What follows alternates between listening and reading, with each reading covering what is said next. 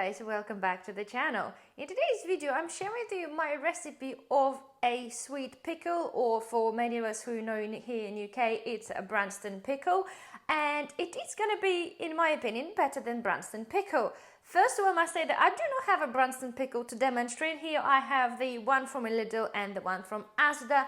And the reason for that, believe this or not guys, because I don't actually like Branston pickle. Yes, I know it's a market leader, I know it's meant to be the best, and for some of you probably it is all down to the flavor. However, I do not enjoy this because it's certain aftertaste that bother me, and I decided to make an improvement. So in today's recipe, I'm going to take you through my recipe of a sweet pickle.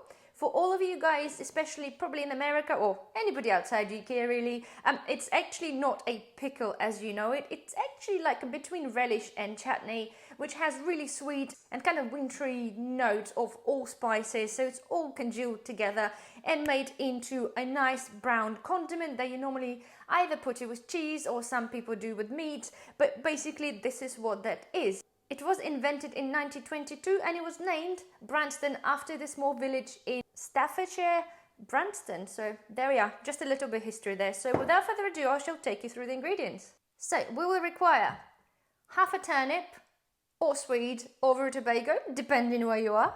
We will have a cauliflower, which is small to medium size. I have a courgette, which will require half. All right, we'll have 3 onions. They're sort of the smallish medium size. 2 apples. I have a bunch of carrots in here, but they are small, so you generally are looking at 2 large carrots, right? Then we need half a cup of raisins, half a cup of dates. We need 1 cup of brown sugar, and then half a cup of pickled cucumbers. And they'll require also 2 tablespoons of tomato paste. We'll require 1 tablespoon of allspice, 2 tablespoons of garlic powder, and about tablespoon of dry mustard powder. Also they require half a cup of apple cider vinegar and half a cup of the malt vinegar. Okay, so as you can see, this is quite a lot of ingredients here. The whole recipe guys is pretty much straightforward, but the longest and time consuming thing guys is to cut the vegetables. So without further ado, let me get them chopped.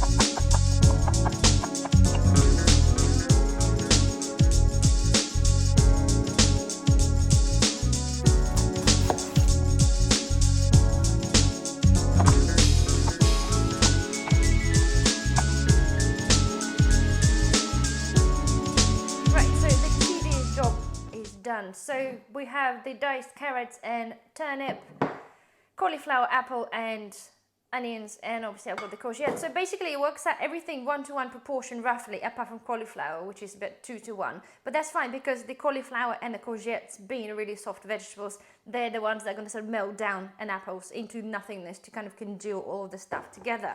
Right, so the next thing guys is just a little bit more chopping, is to chop out dates, just roughly. Again, that will be melted into the sauce, okay? So get them chopped up. Okay.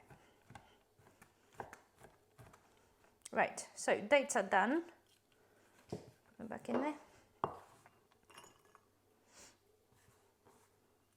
Those onions are getting me right now. Right, and the gherkins again. Then we really want to do probably, I would say, like halves or quarters, but to be fair, just cut them in halves and then just roughly chop them. When I cut stuff, I like to have things in a slightly different size. You might have noticed, like say with the carrots, I will have some big ones, some slightly smaller ones. It just adds on a bit of interest, really, when you come to munch through it. Okay, so gherkins are done. Get them in.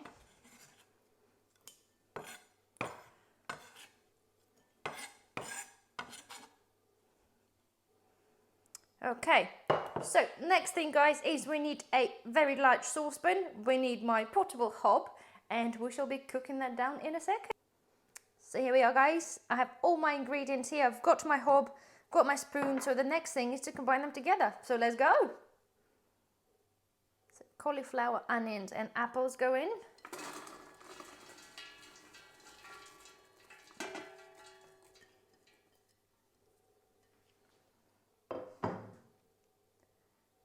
Courgettes.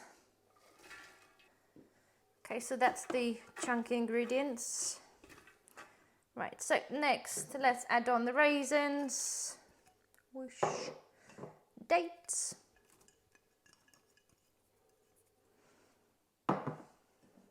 Pickled gherkins.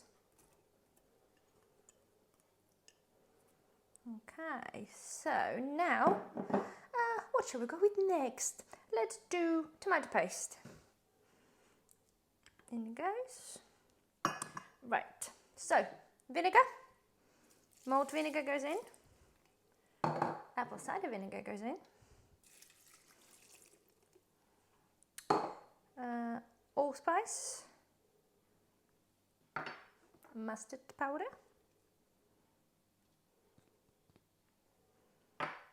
Garlic powder. Oh, it smells good already. And sugar. Okay, so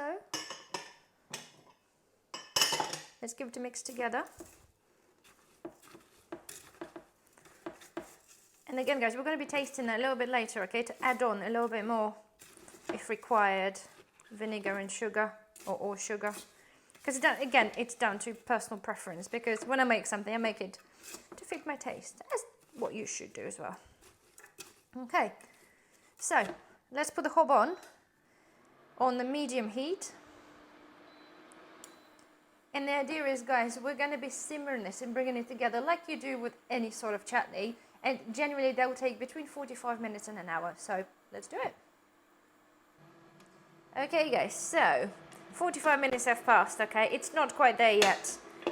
If I use this slightly wider base saucepan, it'd probably be a little bit quicker, but it's not quite there. I can see that it's not as brown, which is fine, because to be fair, I don't know what they make it to make it go that brown, but nonetheless now, okay, time is, you give it a taste and add on any seasoning if you require, okay?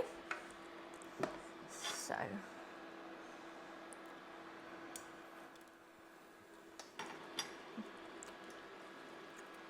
it's good. I think there's a touch of salt because I haven't put any yet. But the idea is, guys, it's meant to be a little bit crunchy, okay? It's not meant to be mushy. It has to have a little bit of crunch. Hence the carrots of the size that we made them. So we're adding on the touch of salt. I think just a little pinch. Again, you add this to taste, okay? And then we'll do a bit of pepper.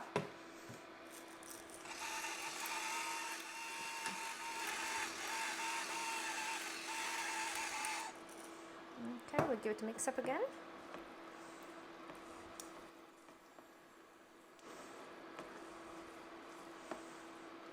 Okay, so what I'm gonna do now, put the lid back, and I'll check back on it in about 20 minutes, okay?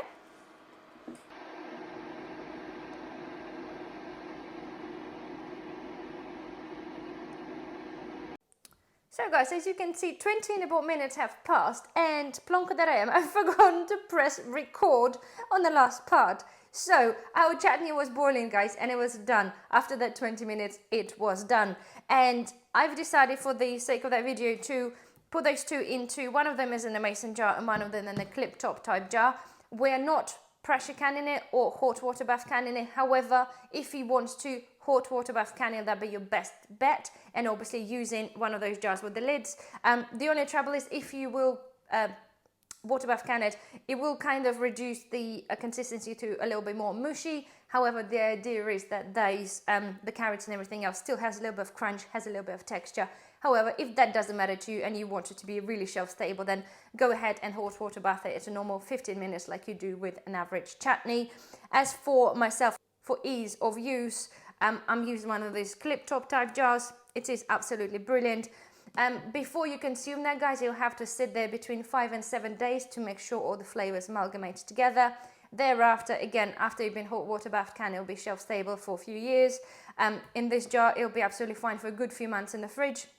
And obviously once it's open, it'll be a good few weeks anyway. So, but as simple as that. The color-wise comparing, as you can see, guys, whatever the add-ons to that, it is totally dark. You can barely make up any vegetables, yet here it's beautiful. You can pretty much make up every single vegetable that is there. And it's really great to know there's no modified starches, there's no colorings, there's nothing there that it shouldn't be there. It's all natural, it's all healthy. Not healthy, but you know what I mean. It's all natural, it's all good. So there we have it. So I do apologize that I've missed that bit of me dishing them out because yeah, I just literally, I don't think I pressed record. But anyway, this is the final result, guys. Hopefully you are happy. Hopefully you would love it.